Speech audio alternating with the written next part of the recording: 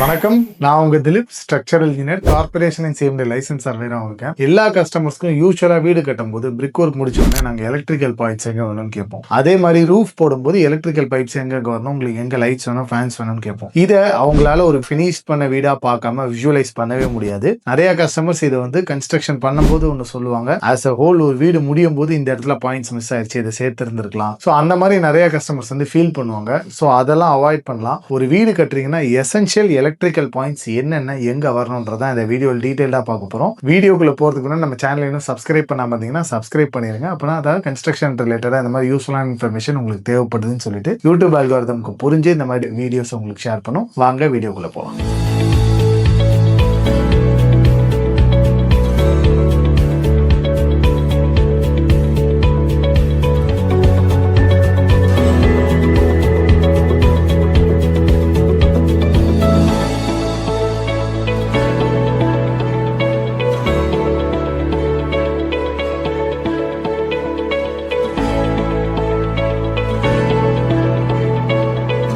So ஒரு வீட்டோட first point of entry வந்து ஹாலில் வரும் அப்படின்னா டோர் ஓப்பன் பண்ணோன்னு either right side or left side வந்து என்டையர் செட் ஆஃப் சுவிச்சஸ் இருக்கணும். அந்த ரூம்ல இருக்கிற எல்லா அப்ளையன்சஸ்க்கும் ஃபேனு, லைட்டு, ஃபுட் லைட், இந்த மாதிரி என்னென்ன அப்ளையன்சஸ், நைட் லேம்ப் எது வச்சிருக்கீங்களோ எல்லாத்துக்குமே ஒரு set of control switches, regulatory எல்லாமே டோர் பக்கத்தில் இருக்கணும். ஸோ அதே மாதிரி செட் ஆஃப் சுவிச்சஸ் வந்து நீங்க எங்க உட்காடுறீங்க சோஃபா பக்கத்தில் அது வந்து இருக்கணும். ஸோ சோஃபாக்கு ஆப்போசிட்ல டிவி போடுற மாதிரி பிளான் பண்ணியிருந்தீங்கன்னா டிவியோட எலக்ட்ரிக்கல் பாயிண்ட்ஸ் என்ன ஹைட்ல வரும், என்ன டைப் ஆஃப் டிவி, இது எல்லாமே நீங்க ஃபர்ஸ்டே வந்து டிசைட் பண்ணிக்கோங்க. ஏன்னா ஒரு சிலர் டிவியோட கண்ட்ரோல்ஸ் வந்து டிவி யூனிட் மாதிரி போட போறேன், நான் வந்து ஸ்டோரேஜ் பாக்ஸ் கொடுக்க போறேன், அது உள்ள கன்சீல் பண்ணிடுவேன் நான். ஒரு சிலர் வந்து டிவிக்கு பின்னாடியே வந்து ஸ்விட்ச் பாக்ஸ் வந்து வச்சிடணும், எனக்கு வெளியே தெரியக்கூடாது, நான் வந்து வால் மவுண்டா பண்ண போறேன்னு சொல்லுவாங்க. ஸோ இந்த மாதிரி நீங்க என்ன அப்ளையன்ஸ் யூஸ் பண்ண போறீங்கன்றத ஃபர்ஸ்டே தெளிவா ப்ரிப்பேர் பண்ணிக்கோங்க. அப்பனாதான் இந்த எலக்ட்ரிக்கல் சுவிச்சஸ் வந்து ரொம்ப ஆடா வெளியே தெரியாம நம்ம அவாய்ட் பண்ண முடியும். கன்வீனியன்ஸ்க்காக 2-வே சுவிட்ச் வந்து நான் ஆல்ரெடி சொன்ன மாதிரி சோஃபா கிட்ட வச்சுக்கோங்க. ஏன்னா நீங்க சோஃபால உட்காந்துட்டு ஒரு வாட்டியும் போய் ஃபேன் லைட்டை போடணும் ஆஃப் பண்ணணும்னா எந்திரிச்சு போறது கொஞ்சம் இன்கன்வீனியன்ட்டா இருக்கும். ஸோ அதனால சோஃபா பக்கத்தில் உங்களுக்கு கை ரீச்சுக்கு எங்க இருக்கு, சோஃபால எங்க உட்காரீங்கன்னா எதிர் left side or right side, உங்களுக்கு எது கன்வீனியன்ட்டோ அங்க ஒரு செட் ஆஃப் சுவிச்சஸ் வந்து பிளான் பண்ணிக்கோங்க.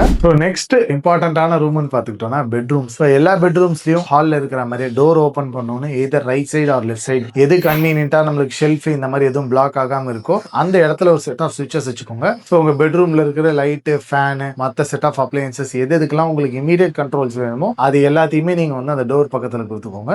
பெட் எங்க போட போறீங்க, ஏன்னா நிறைய கஸ்டமர்ஸ் வந்து நார்த் ஃபேசிங் வந்து தலை வைக்கிற மாதிரி பெட் இருக்கக்கூடாது, வாஸ்துபடி பெட் பொசிஷன் இதெல்லாமே ஃபர்ஸ்டே யோசிப்பீங்க. நீங்க என்ன சைஸ் ஆஃப் பெட் போட போறீங்க, கிங் சைஸ் பெட்டா, குவீன் சைஸ் பெட்டா, ஹெட் போர்டு வருமா வராதா, ஏன்னா ஹெட் போர்டு வந்தா நீங்க சுவிச்சஸ் மேலே ஏற்றி வைக்கணும், ஹெட் போர்டு வராதுன்னா சுவிச்சஸ் கீழே வைக்கணும். வீட்டுல குழந்தைங்க இருக்காங்கன்னா பெட்டுக்கு பக்கத்துல அவங்க சுவிச்சஸ் ரீச் பண்ணாத மாதிரி ஒரு இடத்துல வைக்கணும். இந்த அளவுக்கு டீடைல்டா நீங்க முன்னாடியே யோசிச்சுக்கோங்க. உங்களுக்கு ஃபங்க்ஷனலா அது எங்க தேவைப்படும்ன்றதை நீங்க டிசைட் பண்ணிட்டீங்கன்னா அங்க நீங்க இன்னொரு செட் ஆஃப் சுவிச்சஸ் வந்து பெட் பக்கத்துல வச்சுக்கணும். ஏன்னா நைட் சார்ஜர் வந்து ஒரு சிலர் பக்கத்துல இருக்கணும்னு யோசிப்பாங்க, லைட் ஃபேன் வந்து ஒரு வாட்டி எந்திரிச்சு போய் ஆஃப் பண்றதுக்கு பதிலா பெட் பக்கத்துல இருந்தா ஈஸியா நீங்க யூஸ் பண்ணிக்கலாம். சோ பெட்ரூம்ல இந்த set of switches, foot lamp எங்க வைக்க போறீங்க, உங்களுக்கு டோர் பக்கத்துல வேணுமா, பெட் பக்கத்துல வேணுமா, வால் லைட்ஸ் எங்க வைக்க போறீங்க, இல்ல சீலிங் ஸ்பாட் லைட்ஸ், எத்தனை லைட்ஸ் யூஸ் பண்ண போறீங்க, என்ன டைப் ஆஃப் லைட்ஸ், இந்த அளவுக்கு டீடைலிங் வந்து நான் எப்போ சொல்றேன்னா நீங்க பிரிக் ஒர்க் பண்ணும்போதே இல்ல ஃப்ளோர் பிளான் பண்ணும்போது யோசிச்சு வச்சுட்டீங்கன்னா உங்களுக்கு இந்த எலக்ட்ரிக்கல் பாயிண்ட்ஸ் ஃபிக்ஸ் பண்ணும்போது ரொம்பவே ஈஸியா இருக்கும். ஏன்னா லாஸ்ட் மினிட்ல பில்டரோ இல்ல இன்ஜினியரோ வந்து சார் உங்களுக்கு எலக்ட்ரிக்கல் பாயிண்ட்ஸ் எங்க வேணும்னு கேட்டாங்கன்னா உங்களுக்கு அப்ப யோசிக்கிறதுக்கு டைமும் இருக்காது,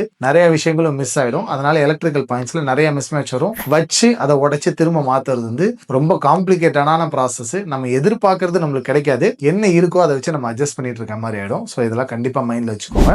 நெக்ஸ்ட் இம்பார்ட்டன்டான ரூம் வந்து வீட்டில் அதிகமா பாத்ரூம்ஸ் இருக்கும். ஸோ பாத்ரூம்ஸ்க்கும் 2 செட் ஆஃப் சுவிச்சஸ் வந்து வேணும். ஃபர்ஸ்ட் வெளியவே வந்து நம்மளுக்கு லைட்டு, எக்ஸாஸ்ட் ஃபேனு, ஹீட்டரு, வேற என்னென்ன அப்ளையன்சஸ் உள்ள வைக்க போறோமோ அதுக்கு உண்டான சுவிச்சஸ் ஒரு செட் வெளியே இருக்கணும். உள்ள நம்மளுக்கு கண்டிப்பா ஒரு சாக்கெட் இருக்கணும், ஒரு சார்ஜிங் சாக்கெட். நீங்க ட்ரிம்மர் யூஸ் பண்றீங்க, ஹேர் ஸ்ட்ரைட்னர், இந்த மாதிரி எந்த அப்ளையன்ஸ் யூஸ் பண்ணாலும் உள்ள ஒரு செட் ஆஃப் சாக்கெட் வந்து லைட்ஸுக்கு இந்த மாதிரி பவர் கண்ட்ரோலுக்கு வந்து வேணும். ஸோ இது போக நீங்க பாத்ரூம்ல வந்து பாத் டப் யூஸ் பண்ண போறீங்க, ஜக்கூசி யூஸ் பண்ண போறீங்க, மசாஜர் டப், இந்த மாதிரி என்ன அப்ளையன்ஸ் வைக்க போறீங்களோ அதுக்கு உண்டான ஸ்பேஸும் எலக்ட்ரிக்கல் ப்ரொவிஷனும் ஃபர்ஸ்டே பிளான் பண்ணிக்கோங்க. ஏன்னா லாஸ்ட் மினிட்ல பிளான் பண்ணீங்கன்னா ரொம்பவே காம்ப்ளிகேட் ஆயிடும். ஏன்னா பாத்ரூம்ல பிளம்பிங் லைன்ஸும் வரும், எலக்ட்ரிக்கல் லைன்ஸும் இன்டர்செக்ட் ஆகக்கூடாது. ஸோ அதனால நிறைய காம்ப்ளிகேஷன்ஸ் வரும். Last but not the least kitchen இருக்கு. ஸோ கிச்சனில் தான் நிறையா டைம் வந்து நம்ம இருக்கிற மாதிரி இருக்கும் குக்கிங் அண்ட் ஈட்டிங்க்கு. ஸோ கிச்சன்லேயுமே நீங்கள் ஸ்விட்சஸ் வந்து எங்கெங்கே வைக்க போகிறீங்க, முக்கியமாக என்ன அப்ளையன்ஸ் எங்கே வைக்க போகிறீங்கன்றதை ஃபஸ்ட்டே பிளான் பண்ணிக்கோங்க. கிச்சனில் ஃப்ரிட்ஜ் இருக்கும், டிஷ் வாஷர் இருக்கும், மிக்சி, கிரைண்டர், இந்த மாதிரி நிறைய சின்ன சின்ன அப்ளையன்சஸ் வந்து இருக்கும். ஃபர்ஸ்ட் இதெல்லாம் எங்கே வைக்க போகிறீங்க அப்படின்ற லே அவுட்டை நீங்கள் பிளான் பண்ணிக்கிட்டீங்கன்னா, இப்போ ஸ்டவ்வுக்கு பக்கத்தில் வந்து நம்ம வேறு எதுவுமே வைக்க முடியாது. ஸ்டவ் வந்து நீங்கள் வந்து ஹாப் டைப்பில் வைக்க போகிறீங்களா, அதுக்கு எலக்ட்ரிக்கல் கண்ட்ரோல் வேணுமா, இந்த மாதிரி விஷயங்கள் பிளான் பண்ணணும்.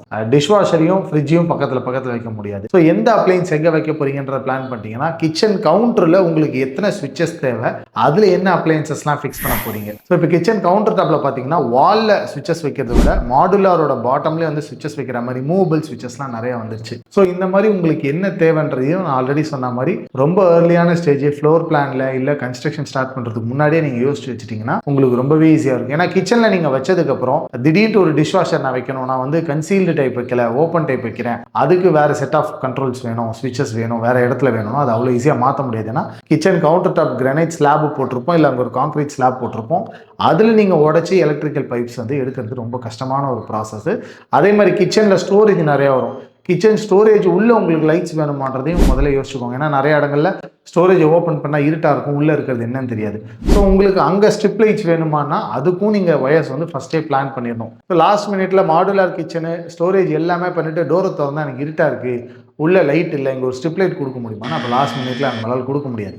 ஏன்னா டைல்ஸு, பெயிண்டிங் எல்லாமே முடிச்சிருப்போம், உள்ள எலக்ட்ரிக்கல் பைப் இருக்காது, ஒயர் எடுக்க முடியாது. அதே மாதிரி முக்கியமாக வாஷிங் மிஷின் பாயிண்ட் எங்கே கொடுக்க போறீங்க. வாஷிங் மிஷின் பாயிண்ட் வந்து நிறைய வீட்டில் வந்து ஹாலை ஒட்டி இருக்கிற பால்கனியில் கொடுப்பாங்க. அப்படின்னா தான் காமன் யூசேஜுக்கு வந்து கரெக்டாக இருக்கும். ஒரு பர்டிகுலர் பெட்ரூம்லையோ இல்லை ஒரு பெட்ரூம்ல வந்து போகிற பால்கனியில் ஆக்சஸ் கொடுத்தீங்கன்னா அந்த பெட்ரூம்க்கு வந்து நீங்கள் பிரைவசி எதிர்பார்க்க முடியாது. ஸோ எனி டைம் துணி எடுத்துகிட்டு வந்து அங்கே தான் போடணும், அங்கேருந்து எடுத்துகிட்டு போய் வெளியே காய போடணும். ஸோ அந்த பெட்ரூம் வந்து ஆல்மோஸ்ட் ஒரு காமன் யூசேஜ் பெட்ரூம் மாதிரி இடம். இதையும் மைண்டில் வச்சுக்கோங்க. ஸோ இன்னொரு முக்கியமான பாயிண்ட் வந்து என்ன பார்த்தீங்கன்னா, உங்கள் வீட்டோட டிஸ்ட்ரிபியூஷன் பாக்ஸ் வந்து எங்கே வைக்க போறீங்க. இந்த டிஸ்ட்ரிபியூஷன் பாக்ஸை நீங்கள் ரொம்ப ஏர்லி ஸ்டேஜில் ரூஃப் கான்கிரீட்டிங் போடும்போதே இதை பிளான் பண்ணிக்கணும். ஏன்னா அந்த பைப்ஸ் எங்க வருதோ அது ஸ்ட்ரெயிட்டா ஒரே மாதிரி தான் வரணும். இப்போ நீங்க 2-3 ஃப்ளோர்ல வீடு கட்டுறீங்க அப்படின்னா எல்லா டிஸ்ட்ரிபியூஷன் பாக்ஸும் ஒரே லைன்ல வர்றது தான் அட்வைசபிள். ஏன்னா அது ஒரே லைன்ல வந்தாதான் நீங்க அங்கிருந்து மெயின் போர்டு கனெக்ட் பண்றது ஈஸியா இருக்கும். ஒரு வீட்டுல டிஸ்ட்ரிபியூஷன் பாக்ஸ் ஒரு இடத்துல இருக்கு, இன்னொரு வீட்டுல இன்னொரு இடத்துல இருக்குன்னா அதை கனெக்ட் பண்றது ரொம்பவே காம்ப்ளிகேட்டடான ப்ராசஸ். அதை மெயின்டைன் பண்றது அதை விட பெரிய காம்ப்ளிகேட்டடான ப்ராசஸ்.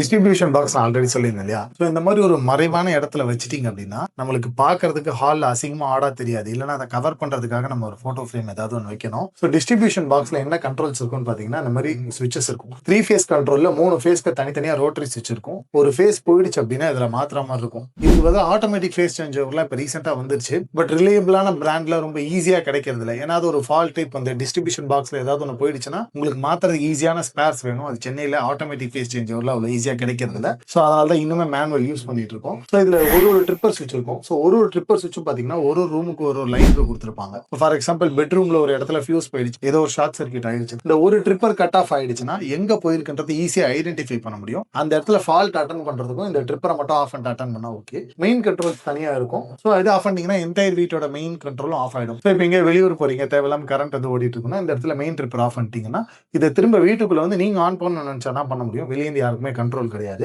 இங்க வந்து ஃபேஸ் இண்டிகேட்டர் லைட்டரும் இருக்கு. இது ஆன்ல இருந்ததுன்னா 3 ஃபேஸ்லயும் லைன் வருது, இல்ல ஏதாவது ஒன்று போயிடுச்சு அப்படின்னா அதுல லைன் இல்லை அப்படின்னு சொல்லிட்டு ரோட்டரி ஸ்விட்சஸ்லாம் நம்ம மாற்றி விட்டுக்கலாம். இதுதான் டிஸ்ட்ரிபியூஷன் பாக்ஸோட கண்ட்ரோல்.